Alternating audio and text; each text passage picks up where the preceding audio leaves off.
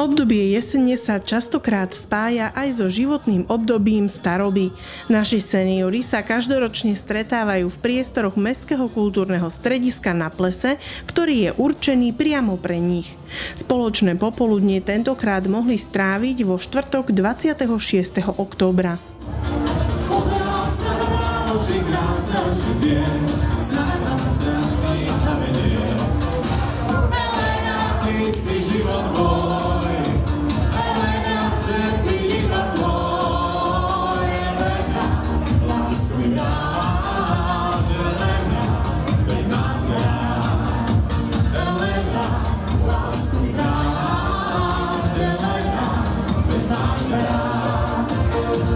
Všetkých plesajúcich seniorov privítal a pozdravil aj primátor mesta Robert Gašparík, ktorým zároveň zaželal príjemne strávené popoludnie plné zábavy.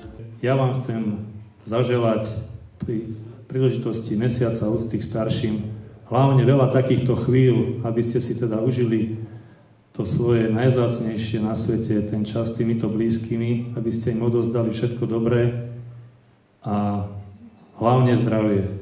Zdravie, aby teda bez toho to nejde, aby sme teda boli vôbec schopní zažívať či už chvíle s tými blízkymi, alebo aj takéto milé podujatia, ako je dnešné popoludnie a večer.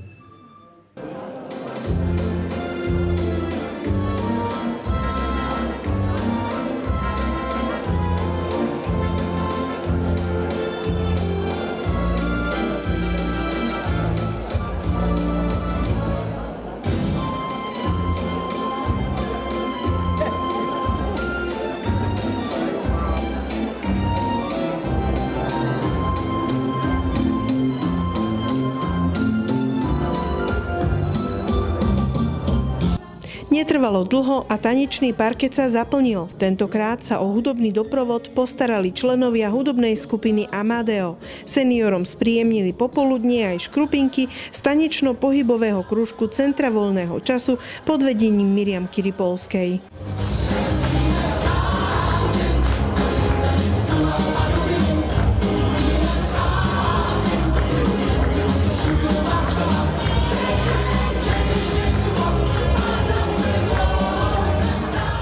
Okrem tanca a rozhovorov sa plesajúci samozrejme tešili aj na pripravenú bohatú tombolu.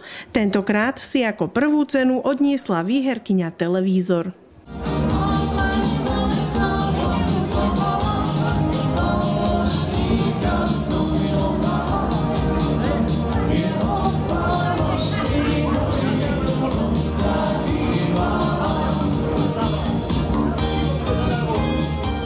Pri výbornej zábave a dobrej hudbe sa hostia v družnej a priateľskej nálade zabávali až do neskorých večerných hodín.